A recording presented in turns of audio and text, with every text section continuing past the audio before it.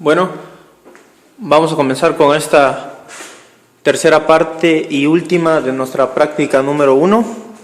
En esta parte de la práctica vemos casi el mismo circuito que el de la segunda parte, la parte anterior, a excepción de que se cambia el capacitor por el doble, que es 4.4 nanos. Igual, misma fuente de 5 coseno, en este caso omega t, ya que la cambiamos por 50 kilos la frecuencia. Entonces, igual la resistencia de 1 ohm y la otra de 1.5 kilo ohms. Los datos que nos piden la práctica es la siguiente tabla. Y los vamos a analizar con una frecuencia de 50 Hz, que sacaríamos su omega en 2πf para el cálculo en las ecuaciones. Ahora vamos a analizar cada uno de los resultados. Al medir la capacitancia, observamos cómo en 50 Hz tiene un valor de 723 ángulo de menos 90, que comparada con la misma frecuencia de 50 Hz, pero con un capacitor de 2.2 nanos, o sea, la mitad del que vamos a utilizar en este circuito, pues el circuito disminuye en su valor absoluto, pero en sí aumenta, ya que es la mitad de la que estamos observando, de 1446 a 723 ángulo menos 90. Ahora, al calcular la capacitancia total, lo único que cambia es la capacitancia de los números imaginarios, lo que es la correspondiente a la del capacitor. Perdón, la impedancia es lo que cambiaba. Y pasamos a lo que es la amplitud de lo que es la corriente, que corresponde a 3 milis.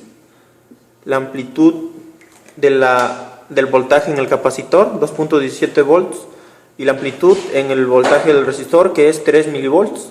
El ángulo 1, que es θ 1, y θ 2, que corresponden a el voltaje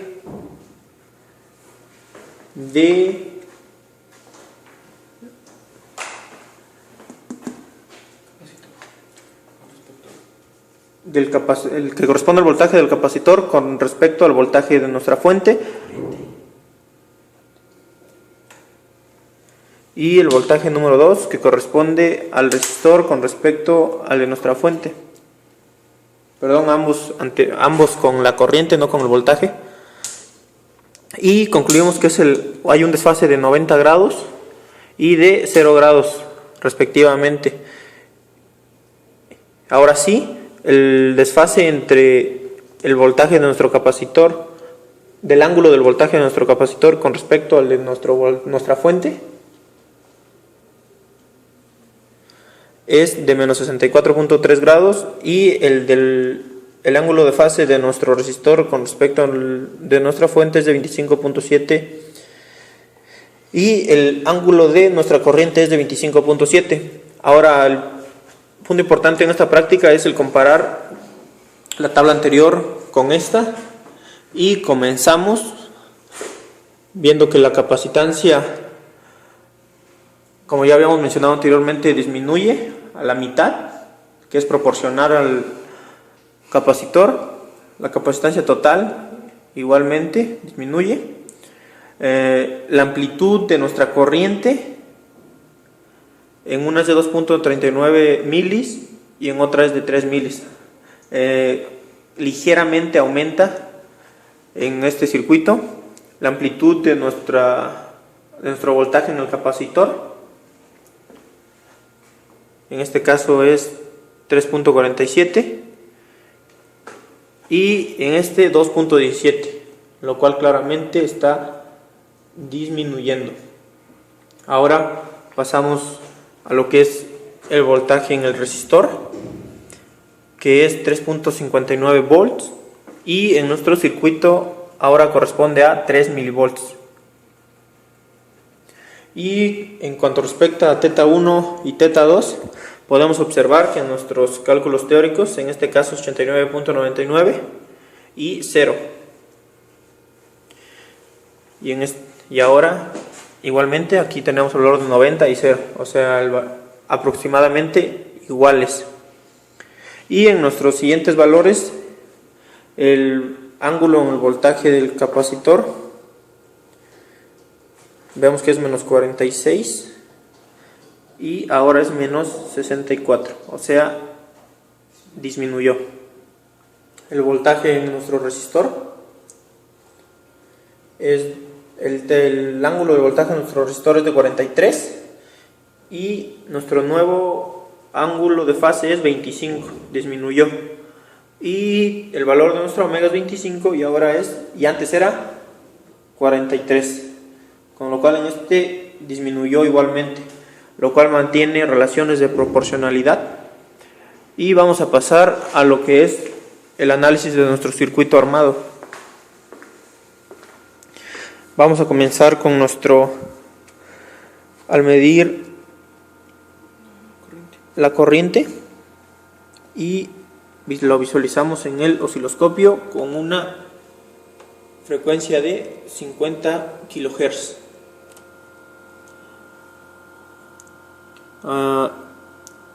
Igualmente, que en los dos primeros circuitos es fácil de observar que nuestra corriente, la que se está moviendo en este momento, la onda, se desfasa en 90 grados con respecto al voltaje, con lo que por definición concluimos que nuestra corriente se adelanta 90 grados a el voltaje de la fuente. Vamos a proceder a medir el voltaje en el capacitor.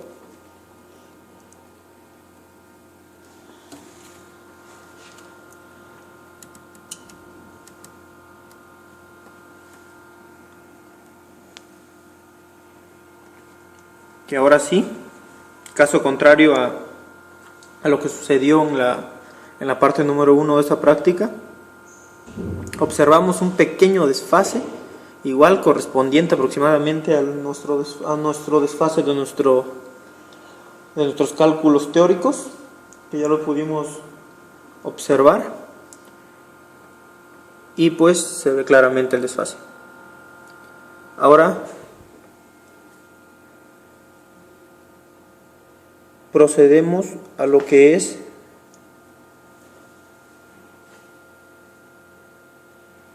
verificar cómo se cambió el capacitor. Lo vemos en esta parte.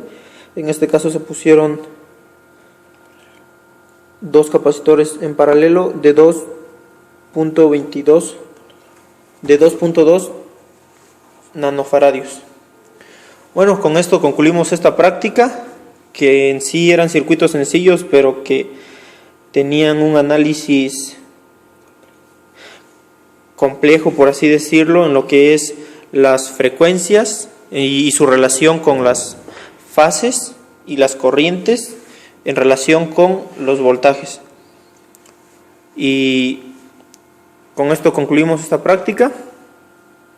Somos el equipo conformado por Edgar Orlando y su servidor José Alberto Ramírez. Y es todo.